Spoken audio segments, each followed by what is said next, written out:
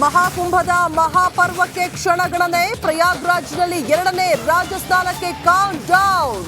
Republic Kannada ground report.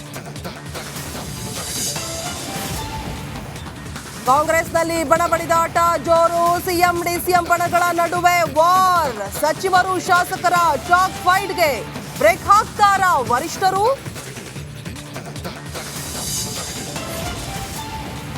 ಸಕ್ಕರೆ ನಾಡಲ್ಲಿ ಮತ್ತೆ ವಕ್ಫ್ ಭೂತ. ಪುರಾತತ್ವ ಇಲಾಖೆ ಆಸ್ತಿ ಮೇಲೆ ವಕ್ರ ದೃಷ್ಟಿ. ಸರ್ಕಾರದ ಎಡವಟ್ಟಿಗೆ ಬೆಚ್ಚಿ ಬಿದ್ದ ಅನ್ನದಾತ. ವಸತಿ ಸಚಿವ ಜಮೀರ್ ಕ್ಷೇತ್ರದಲ್ಲೇ ಜಲಕಂಟಕ. ಚಾಮರಾಜಪೇಟೆಯಲ್ಲಿ ಹನಿ ನೀರಿಗೂ ಹಾಹಾಕಾರ. ಬಿಬಿಎಂಪಿ ಜಲ ಮಂಡಳಿ ಅಧಿಕಾರಿಗಳು ದೂರ. ಮೈಸೂರಿನ ಇನ್ಫೋಸಿಸ್ ಕ್ಯಾಂಪಸ್ನಲ್ಲಿ ಚಿರತೆ ಪ್ರತ್ಯಕ್ಷ. ಅರಣ್ಯ ಇಲಾಖೆ ಸಿಬ್ಬಂದಿ ರೆಸ್ಕ್ಯೂ ಆಪರೇಷನ್. ಎಂದಿನಿಂದ ಡ್ರೋನ್ ಮೂಲಕ ಸರ್ಚಿಂಗ್.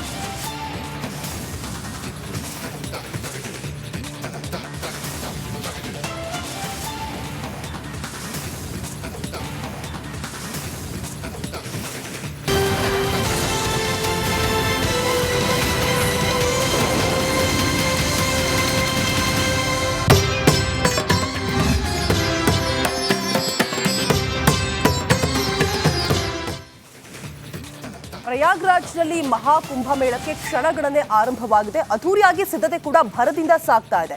ಇಲ್ಲಿ ರಾಜ ಸ್ನಾನ ಅಂದ್ರೆ ಪವಿತ್ರ ಸ್ನಾನ ಅಂತ ಹೇಳಲಾಗುತ್ತೆ. ಇದು ಕೂಡ ಆಲ್ರೆಡಿ ಆರಂಭ ಆಗಿದೆ. ಹಾಗಿದ್ರೆ ಪವಿತ್ರ ಸ್ನಾನ ಅಂದ್ರೆ ಏನು, ಇದರ ವಿಶೇಷತೆಗಳೆಲ್ಲ ಏನಿರುತ್ತೆ, ಎಲ್ಲವನ್ನು ಕೂಡ ಹೇಳ್ತಾ ಹೋಗ್ತೀವಿ. ಈ ವರದಿ ನೋಡಿ.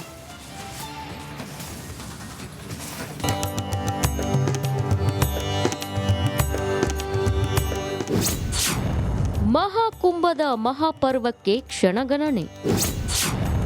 ಪ್ರಯಾಗ್ರಾಜ್ನಲ್ಲಿ ನಾಳೆ 2ನೇ ರಾಜಸ್ನಾನ.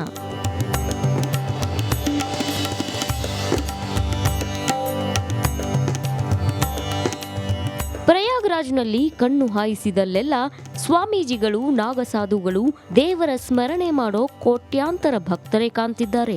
ಮಹಾಕುಂಭಮೇಳದ ಅಪೂರ್ವ ಕ್ಷಣ ಕಣ್ತುಂಬಿಕೊಳ್ಳಲು ತುದಿಗಾಲಲ್ಲಿ ನಿಂತಿದ್ದಾರೆ.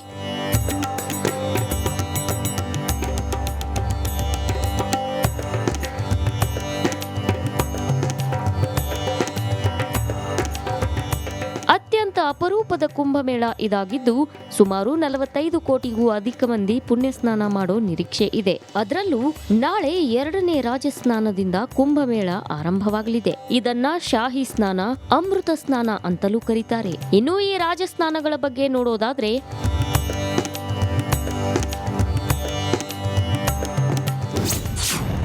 ಎಷ್ಟು ರಾಜಸ್ನಾನಗಳಿವೆ?